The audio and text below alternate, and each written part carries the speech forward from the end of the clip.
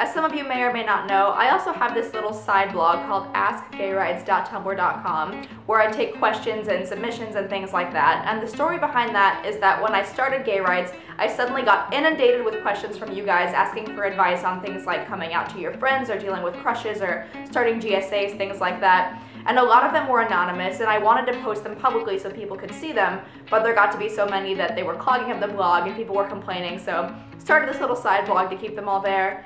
That's the story of that. I've been getting a lot of those questions lately, and I haven't had time to get back to all of them personally, so I'm very sorry if yours is one of those. So I wanted to take the time to answer them in a video because maybe some other people would benefit from hearing the answers and they wouldn't see them otherwise. So I'm just gonna go through and answer some of those questions today. I'm just reading them like off the Tumblr app on my phone. Thanks Tumblr for making that so easy. Orange is the new black. Anybody else? Anybody? So here we go. I'm a closet lesbian, and I know for a fact that my parents, especially my mom, would be against it if I came out. Do you think that I should wait until I tell them because my family is kind of going through problems? So while I'm generally a really big advocate for being yourself and coming out and just like going through and standing up for yourself, sometimes your safety is at risk there. So my advice in this kind of situation is to wait to come out until you're on your own, and that means whether you're financially independent or whether you've like moved out of the house already, wait until you know that you're gonna still have a roof over your head and a way to have food and shelter and things like that before you come out, because again, I am totally all for standing up for yourself and asserting your own identity, but it's really important to have food and shelter too. So my heart goes out to you, best of luck.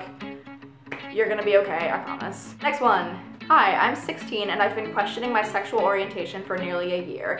I live in a really accepting place, but I want to figure myself out before coming out to anyone. As with living in an accepting environment, quite a lot of my friends are really active in the LGBTQ community, and I don't want them to know yet. Any suggestions? I would say start by just coming out to maybe one of your close friends who you know either is LGBT themselves or who advocates really strongly for the LGBT community.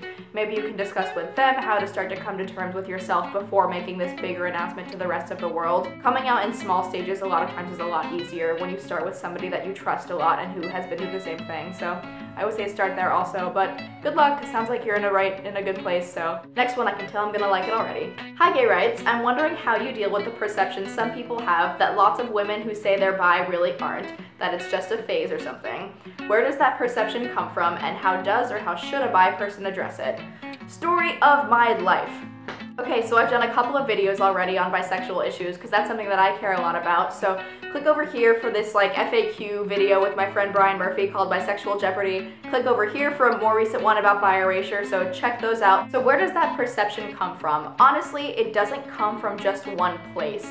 It comes from misconceptions about the bi community and about the gay community. It comes from misogyny and from the fetishization of bi women in the media. It comes from a lot of different things, and as you have figured out already, it's really hurtful and it really sucks for a lot of people. The more important part of your question is what a bi person should do about it. Give it to them as loud as you can about why they are wrong and why that is such a hurtful thing to say and why it's just like dripping with discrimination and prejudice and whoever asked this question, I mean, you seem to be already chock full of information and knowledge that this is a really terrible thing. Just tell people that they're wrong. We're never gonna get anything done by being quiet.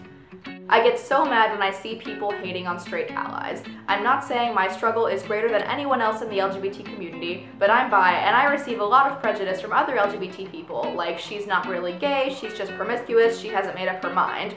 While a lot of allies support all LGBT people, including me, and I think it's fair that they're part of it. It's sad that I get hate from people that I share something with. What are your thoughts on this? Okay, so it seems like there's two different parts to your question. So the first part is how come people say mean things about bisexual people, and just talked about that a little bit earlier, and that's covered in those bi videos, so I'm sorry, I get that too, it really sucks. The part about allies though is that you can't ever compare an ally's struggle to a queer person's struggle because that's not a comparison. Nobody is marginalized or discriminated against for being straight.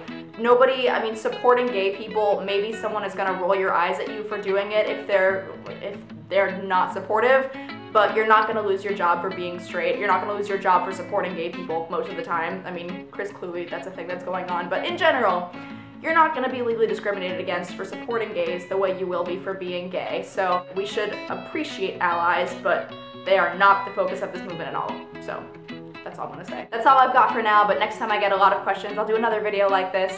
Thanks so much for watching. Subscribe to the channel. I'll see you on Tumblr and talk to you next time. You know, I get asked all the time if these are my glasses, like if I made a phone case based off my own glasses.